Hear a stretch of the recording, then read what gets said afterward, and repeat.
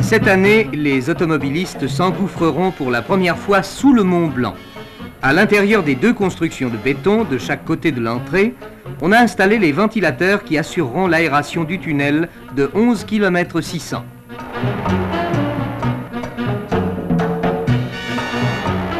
La chaussée, véritable tablier de pont jeté à 3 mètres au-dessus du sol, est en place.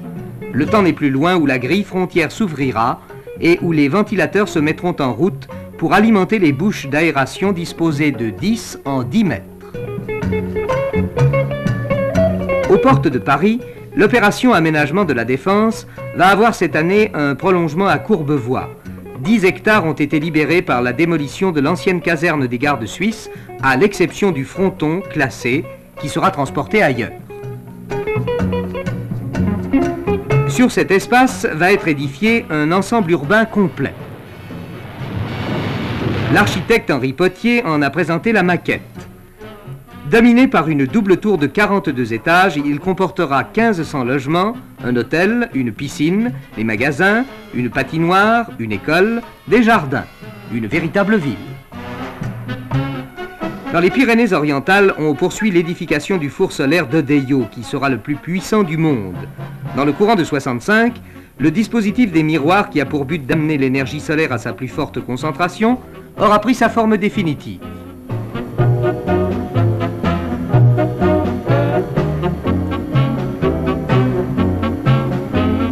Le four de Montlouis, capable d'atteindre en son foyer 3000 degrés, aura trouvé son maître. Celui d'Odeillo sera 20 fois plus puissant.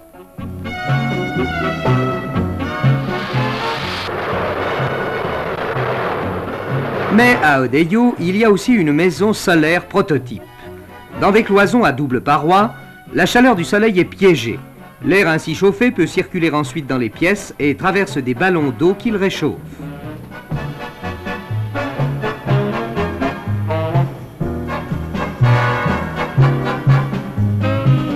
Le soleil domestique est pour demain, ou plutôt pour aujourd'hui, puisque déjà des miroirs disposés sur le toit d'un grand hôtel de Perpignan assignent depuis bientôt 1 an au soleil un devoir domestique, celui d'assurer l'eau chaude de l'établissement, et jusqu'ici, il s'en est ponctuellement acquitté.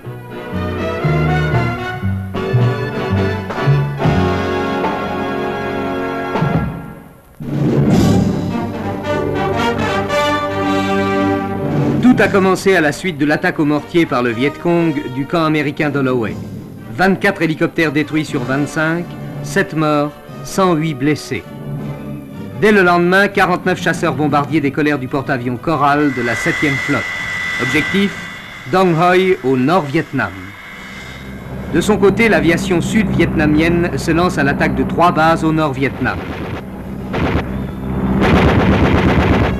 À Saigon, les jeunes filles ne cacheront pas leur admiration pour le général Nguyen Cao Ky et ses jeunes pilotes qui ont bravé la DCA du Nord.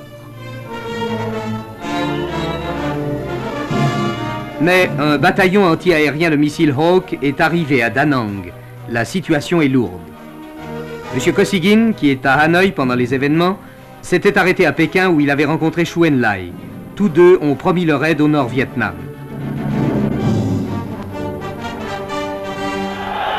À Moscou, 5000 manifestants lapident l'ambassade américaine.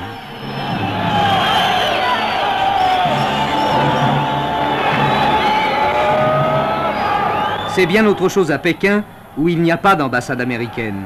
Ce sont plusieurs centaines de milliers de Chinois qui manifestent contre les bombardements américains. Ici, le nombre est une tradition. Dans diverses autres capitales aussi, des manifestations. À Londres, par exemple.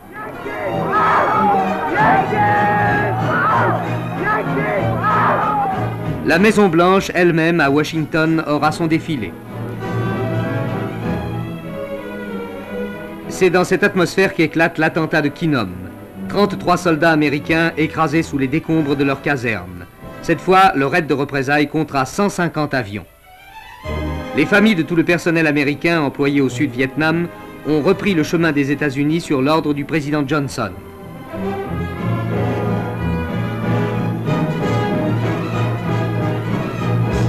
Avec les civils qu'on rapatrie, il y a aussi les blessés qui rentrent.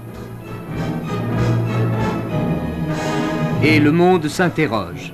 L'escalade va-t-elle continuer ou les conversations vont-elles s'amorcer? Pendant ce temps, il y a de plus en plus de morts au Vietnam.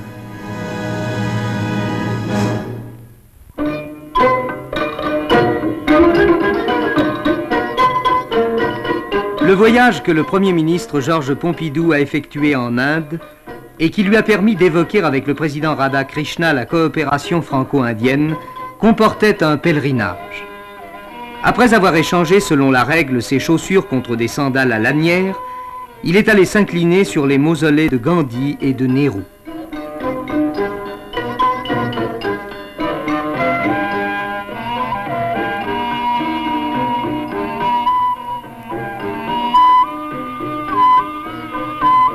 Son voyage comportait aussi une visite à la plus jeune ville de l'Inde, celle que le gouvernement décida en 1949 de créer de toutes pièces au pied de l'Himalaya et dont un Français, Le Corbusier, dressa les plans voici 15 ans. Le nom d'un humble village devenait celui d'une capitale de l'an 2000.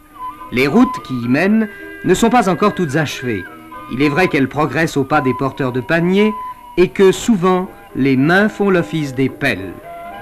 Il est vrai aussi qu'il passe plus de chameaux encore que de voitures vers Chandigarh. Chandigarh. Là où s'achèvent les derniers contreforts de l'Himalaya, commence le Capitole, la cité administrative. Le Capitole, autrement dit, des volumes tels que les a voulus Le Corbusier. Au-delà, ce sont les secteurs de la cité où l'eau d'une noria alimente une fabrique artisanale de briques.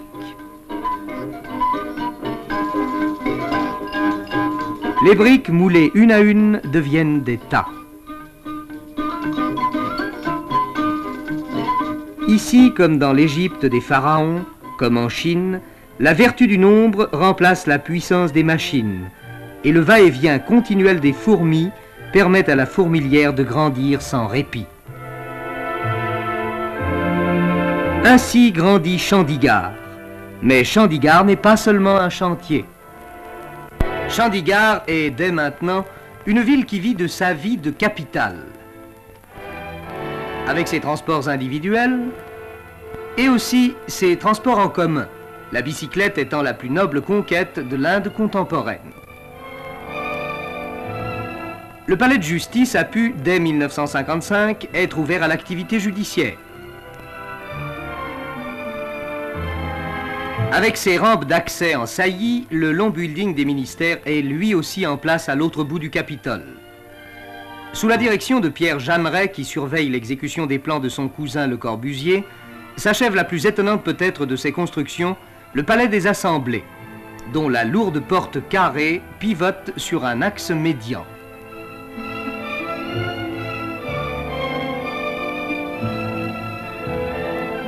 Les fresques qui la décorent portent la signature du grand architecte français. Une signature qui se manifeste d'une façon tout aussi caractéristique sur les façades brise-soleil. Chandigarh, ou le rendez-vous de l'Inde avec le XXIe siècle.